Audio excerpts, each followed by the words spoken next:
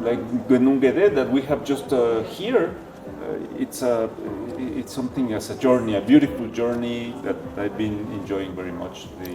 Not only the Genungede, we hiked the Mount Rinjani in Lombok, and we also came to the Moluccas Islands, to Sumatra.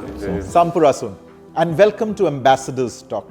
Ambassadors Talk, where diplomats and ambassadors of different countries who visit Nusa Putra University are interviewed by me to give their views on diverse topics. It's indeed my proud privilege today to welcome Vossa Excelência, Senor Alonso Martín, the Chargé d'Affaires of United Mexican States at Indonesia. Mr. Alonso Martín is a career Mexican Foreign Service officer since 2006. He obtained a bachelor's degree in Hispanic language and literature at the Montanari Institute of Technology and Superior Studies, and thereafter a master's degree in international affairs and European studies at l'École Nationale d'Administration in France. He has undertaken courses at the Diplomatic Academy of Mexico, the Matias Romero Institute, and the Diplo Foundation and University of Malta. Abroad, he has served as consul at the Consulate General of Mexico in Miami, Florida, and at the Consulate of Mexico in California, in USA. He has served as Deputy Head of Mission at the Embassy of Mexico to the Republic of Algeria.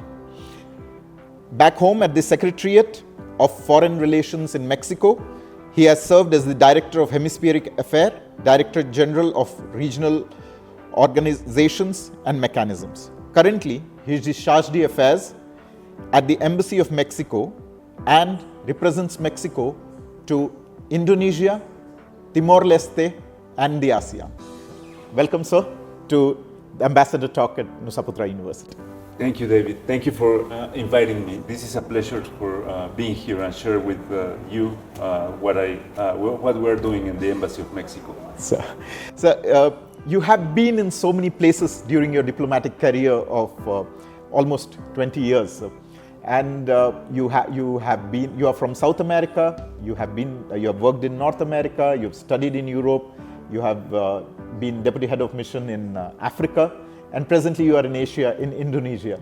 How is the journey? How has the journey been from Mexico to Indonesia, sir?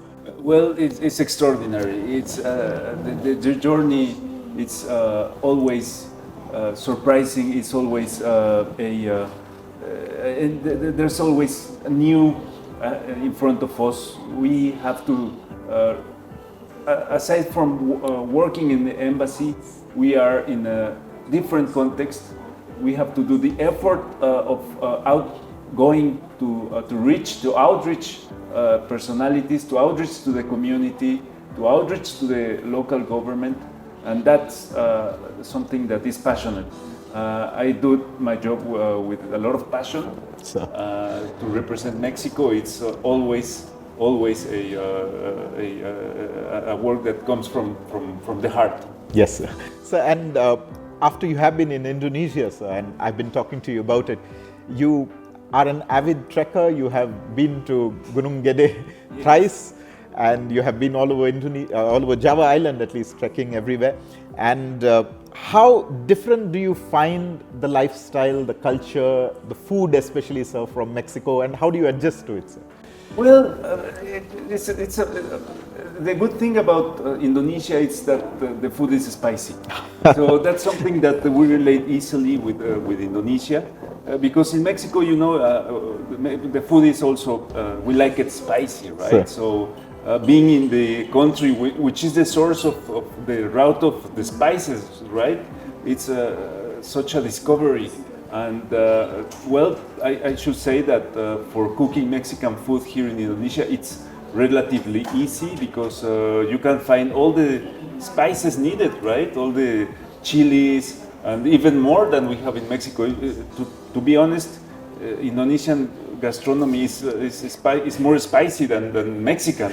So if we were on a competition, I would say that Indonesia is ahead of Mexico in the spicy. Right. So in fact, that's quite surprising you say that, sir, because it's a stereotype that people have that Mexicans eat a lot of chilies, limes, guacamole, Well, it's tortillas. true. It's totally Yes. true. I mean, it's a stereotype, but comes, yes. Yes, I agree. and so you are in the Embassy of Mexico, sir.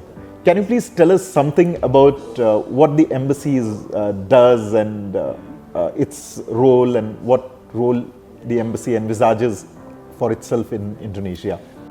What we basically do is to promote the interests of Mexico in Indonesia bilaterally, but also we protect our community. We at the embassy have different sections. We have the economical section, political section, consular, the cultural, and of course the administrative. So it's an environment that serves as a means to promote, as I was saying, the Mexican interests in a whole range of issues. So doing it here in Indonesia is it's quite let's say, I wouldn't put it like easy. It's something that comes naturally because Mexico and Indonesia, they are similar in many ways.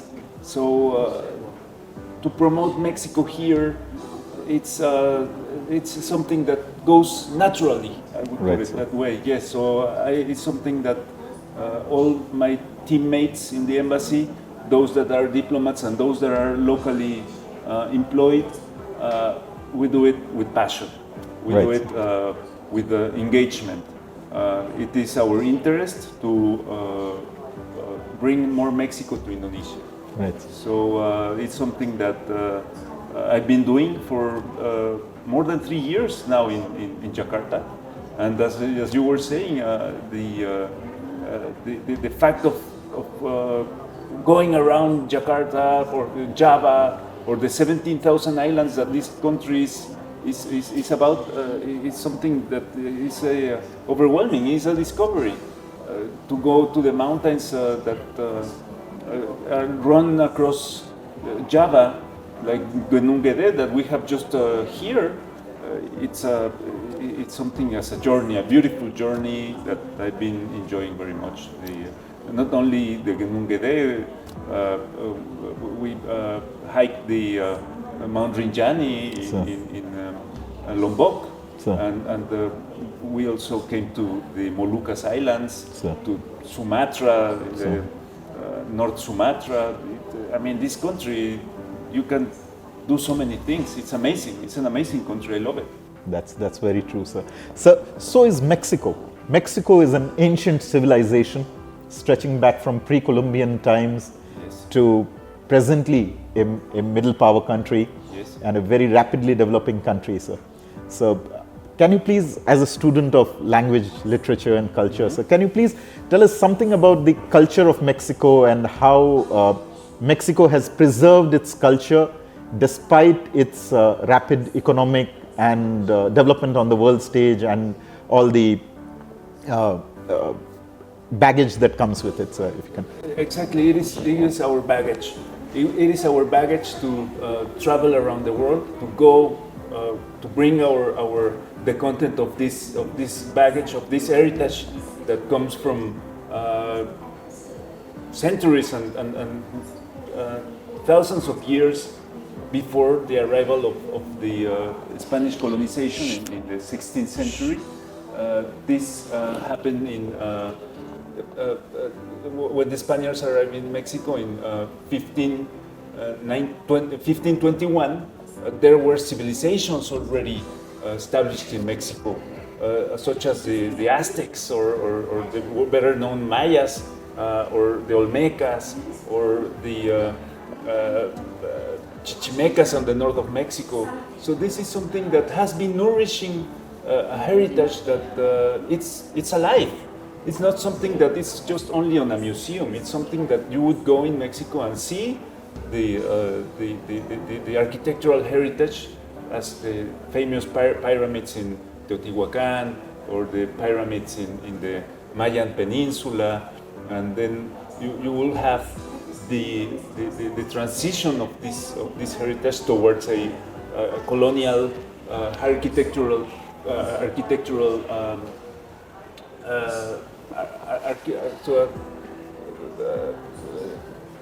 like you have, for instance, all these cities in central Mexico that represent the Spaniards when they arrived in the Americas. They developed a designing of cities. What we know is the squares. That didn't exist in Europe.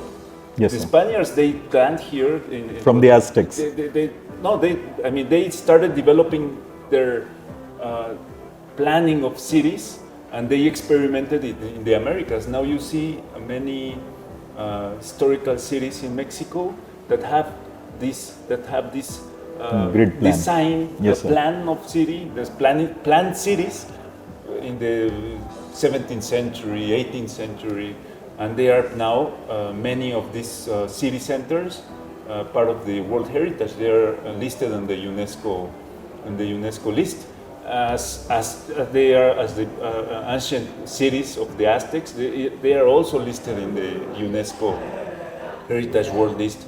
So you can see there's this encounter of civilizations that is still visible in Mexico, and I would put it I would also say in the Americas. Yes, sir. So, in fact, I was having a look at Mexico City, sir. Yes. And some of the buildings there, among the high-rise modern buildings of Mexico City, there are also old pre-Columbian architecture and colonial architecture within the same grid. Yes. And it's so beautifully integrated that it speaks a lot about how Mexico is preserving its culture and still moving forward. Of course, we were just talking about the mariachi culture being still alive, and Frida Kahlo's influence, and at the Colloquio of Mexico, the murals and things like that. So it's indeed very admirable how Mexico is carrying its culture, its heritage, together with its rise in modernity, sir. I totally agree. I mean, in Mexico, we have this very rich heritage culture, and we are bringing it to our future. It's not that by preserving we are closing our windows towards what's the future, towards what we are facing ahead. We would like for this, for our culture to enhance, right, and to make it better known around the world. Right. And that's you were talking on the mariachi. You were talking on such a renowned artist now worldwide, which is Frida Kahlo, a woman that has been recognized as because of her struggle as somebody that suffered from an accident from at her young age, and then she arrived to influence art in Mexico at such point that it's everywhere now in the world. Yes. We just recently inaugurated an exhibition in a museum in Bali, the Museo Pacifica, a photographic exhibition on the life of Diego Rivera and Frida Kahlo, and the common life they have, the day-by-day life. That's the name of the exhibition, is the Chronicles of a Lifetime. Yes, sir. And it depicts the moments where they were with other artists, because they were very influential in the 1950s in Mexico, and they used to be part of a larger group of artists and intellectuals that were like the intelligentsia of that time in Mexico City, particularly.